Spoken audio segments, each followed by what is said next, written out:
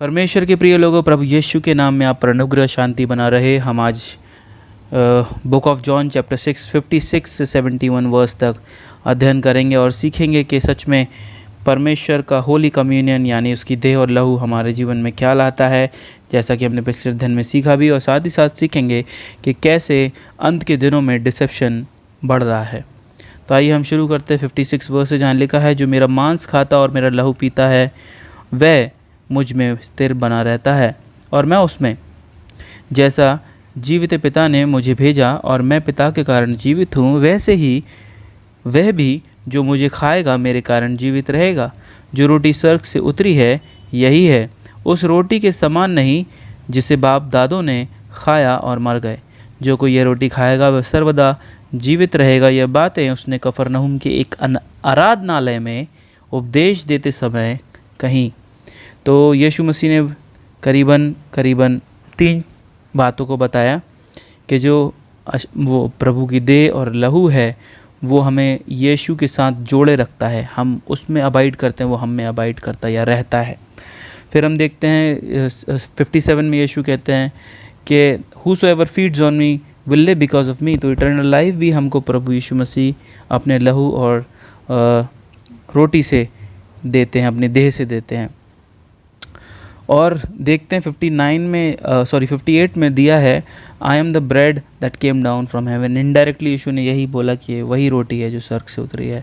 फिर से यीशु ने बोला कि आई am the bread of life. और 59 में यीशु ने ये बातें कहाँ कहीं आपको पता है, सिनागोग में कहीं, जहाँ पर यहूदी लोग उनको सुन रहे थे।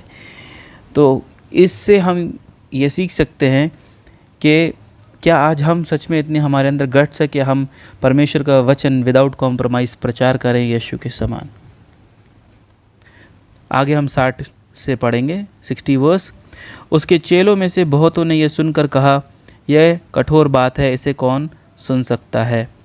यीशु ने अपने मन में यह जानकर कि मेरे चेले आपस में इस बात पर कुड़कुड़ाते हैं, उनसे पूछा, क्या इस बात से तुम्हें ठोकर लगी? यदि तुम मनुष्य के पुत्र को जहाँ वह पहले था वहाँ ऊपर जाते देखोगे तो क्या होगा? तो पहली चीज़ तो उनको ठोकर लगी। फिर यीशु ने उनसे बात कही कि अगर तुम्हें इस चीज़ से ठोकर लग रही है तो जब तुम पुत्र को ऊपर जाते देखोगे, सन ऑफ मैन को ऊपर जाते देखोगे स्वर्ग में वापस, तब तुम्हें क्या होगा? मेरा दूसरा प्रश्न, क्या जब कलीसिया में परमेश्वर के वचन के सत्य को रखा जाता है और परमेश्वर का प्योर वर्ड प्रचार किया जाता है, तब क्या वो हमको ऑफेंड करता है? तब क्या हमें उससे बुरा लगता है? तब हमें लगता है क्या ये हमारे बारे में ऐसे कौन से कह सकता है? जैसे ये यहाँ पर ये लोग कह रहे हैं, ऐसी बात को कौन सुन सकता है? तो हमें अपने आप को जांचना है। हम 63 से आगे पढ़ेंगे अब। आत्मा तो जीवनदायक है, शरीर से कुछ लाभ नहीं। जो बातें मैंने तुमसे कही वे आत्मा और जीवन भी हैं, परंतु तुम में से ऐसे कुछ हैं जो विश्वास नहीं करते। क्योंकि यीशु पहले से ही जानता था कि जो विश्वास नहीं करते वे कौन है और कौन मुझे पकड़वाएगा।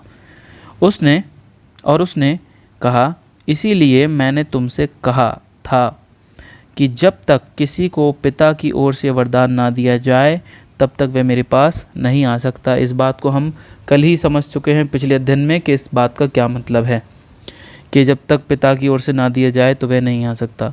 63 वर्स में यीशु ने कहा, जो वचन मैंने तुमसे कहा, जो वर्ड मैंने कहा, वो ही स्पिरिट है और लाइफ है। ठीक है, तो हमें परमेश्वर के वचन को खूब पढ़ना है क्योंकि वो वचन ही आत्मा है और जीवन है। 64 से 65 में यीशु जानते थे कि कौन कौन अनफेथफुल है। 66 से देखते हैं। इस पर उसके चेलों में से बहुत से उल्टे फिर गए और उसके बाद उसके साथ ना चले। 66 से हम 71 तक पढ़ेंगे। तब यीशु ने उन 12 से कहा, क्या तुम भी चले जाना चाहते हो? शमौन पतरस ने उसको उत्तर दिया, हे प्रभु, हम किसके पास जाएं? अनंत जीवन की बातें तो तेरे ही पास हैं और हमने विश्वास किया और जान गए हैं कि परमेश्वर का पवित्र जन तू ही है। यीशु ने उन्हें उत्तर दिया, क्या मैंने तुम 12 को नहीं चुना? तो भी तुम में से एक व्यक्ति शैतान है। यह उसने शमौन इस्करियोती के पुत्र यहूदा के विषय में कहा था, क्योंकि वही जो 12 में से एक था उसे पकड़वाने को था। तो अब हम देखते हैं 66 से 51 में हम क्या सीख सकते हैं। 66 में लिखा है कि चेले उल्टे फिर गए। ये जो वचन था यीशु मसीह का, वो सह नहीं सके और उल्टे फिर गए और यीशु को छोड़ दिया। तीसरा प्रश्न ये उठता है, तीसरी अगर मैं कहूँ बात ये उठती है, प्रश्न नहीं बात उठती है कि यही आज कलीसिया की कंडीशन है।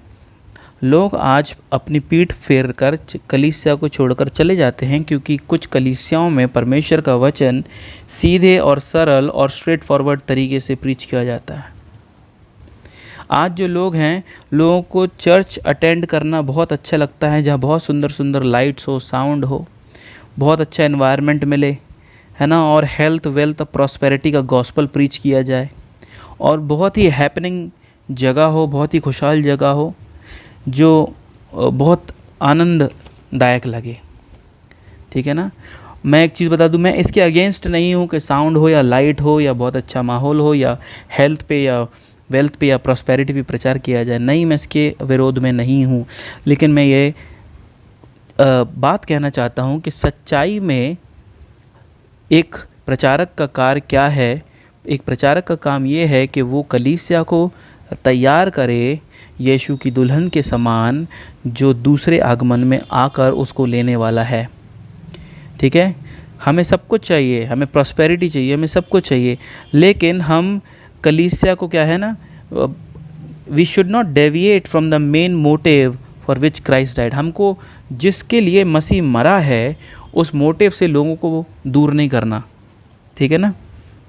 यीशु मसीह के पास कोई लाइट, कोई साउंड नहीं थे, कोई स्मूथ प्रीचिंग नहीं थी, वो स्ट्रेट फॉरवर्ड बोलते थे, लेकिन फिर भी यीशु मसीह के पास 5000 से अधिक लोग उनको सुनने के लिए आए। लेकिन जब यीशु को उनके मोटिव्स पता चले, हम पिछले अध्ययन कर चुके हैं, तो यीशु ने उनको डांट लगा दी कि तुम गलत चीज़ को ढूंढ रहे हो। और वो क्या हुआ, वो भीड़ चली गई। फिर हम देखते हैं कि वो बहुत सारे चेले भी छोड़कर चले गए। अभी हमने पढ़ा है ना कि केवल 12 ही रह गए, जो 12 ने कहा हम कहाँ जाएं। तो मैं उन प्रचारकों को एनकरेज करना चाहता हूँ जो अपनी कलीसिया में परमेश्वर का वचन प्रचार करते हैं, भले ही उनकी कलीसिया को वो वचन ऑफेंड करे या बुरा लगे, उनको ये काम करते रहना चाहिए। उनको निराश नहीं होना चाहिए अगर 4-5 मेंबर या 10 मेंबर या सारे मेंबर छोड़कर चले जाएं, जैसे यीशु को पूरी भीड़ छोड़कर चली गई। फिर वो 70 चेले, अगर मत्ती में पढ़े 70 चेले छोड़कर चले गए, केवल 12 ही बचे, है ना। लेकिन अगर हम देखें तो यीशु को जो काम करने के लिए परमेश्वर ने भेजा था, वो यीशु ने पूरा भी किया। और बाद में हम देखते हैं कि यीशु मसीह के पास एक बड़ा कलीसिया परमेश्वर ने उनको दी, एक मैसिव चर्च दिया, जिसको सेंट पीटर ने स्टैब्लिश किया, है ना। फिर 3000 और कलीसिया बढ़ती चली गई। हम सब जानते हैं कि उस समय बहुत सताव था, लेकिन उस सताव में भी कलीसिया बढ़ती जा रही थी। ये हिस्ट्री है न्यू टेस्टामेंट चर्च की। अगर आप जानना चाहते हैं तो सब हम प्रेरित के काम देखते हैं, कितना सताव के बाद भी कलीसिया बढ़ती चली गई। वहाँ पे साउंड नहीं था, वहाँ पे लोग भीड़ गैदर नहीं कर रहे थे, वहाँ पे बहुत सारा अट्रैक्शन नहीं था, बहुत स्मूथ प्रीचिंग नहीं थी, स्ट्रेट फॉरवर्ड प्रीचिंग थी। मन फिराओ नहीं तो तुम्हारा नाश हो जाएगा, मन फिराओ कि योग्य फल लाओ, क्योंकि कुल्हाड़ा जो है पेड़ों की जड़ पर रखा है, जो पेड़ अच्छा फल नहीं लगा वो काट डाला जाएगा और आग में झोंका जाएगा। आज हम देखते हैं कि कलीसिया में से ये इन सत्य की प्रीचिंग ख़त्म होती चली जा रही है। इस सच्चाई का प्रचार, क्रूस का प्रचार ख़त्म हो रहा है, पाप का प्रचार ख़त्म हो रहा है, पवित्र जीवन का प्रचार ख़त्म हो रहा है, और एक अलग ही कलीसिया एक अलग डिसेप्शन में चली जा रही है। पौलुस पहले ही बोल चुके थे कि अंत के दिनों में ये डिसेप्शन जो है कलीसिया में बहुत भयंकर रीति से प्रवेश करेगा। और हम ये देख रहे हैं अपनी आँखों से कि आज जब सही प्रचार होता है तो लोग पादरी के विरोध में ही बातें करने लगते हैं। जब सही प्रचार होता है तो लोग ही अपने ही कलीसिया के लोग विरोध में आ जाते हैं, कलीसिया छोड़ देते हैं, दूसरी कलीसिया जाने लगते हैं। कारण यही है, सिंपल। लेकिन सच में उनको निराश नहीं होना, वो यीशु के समान काम करते रहें जो प्रभु के जन हैं, और परमेश्वर उनको सच में बहुत बरकत देगा और ऐसे लोगों को खड़ा करेगा जो फेथफुली आपकी सेवकाई में बने रहेंगे। जब पीटर ने प्रचार किया तो फेथफुल कलीसिया दी, और ऐसा नहीं था कि एक प्रचारक था, सभी प्रचारक थे उस समय की कलीसिया में। हालेलुया।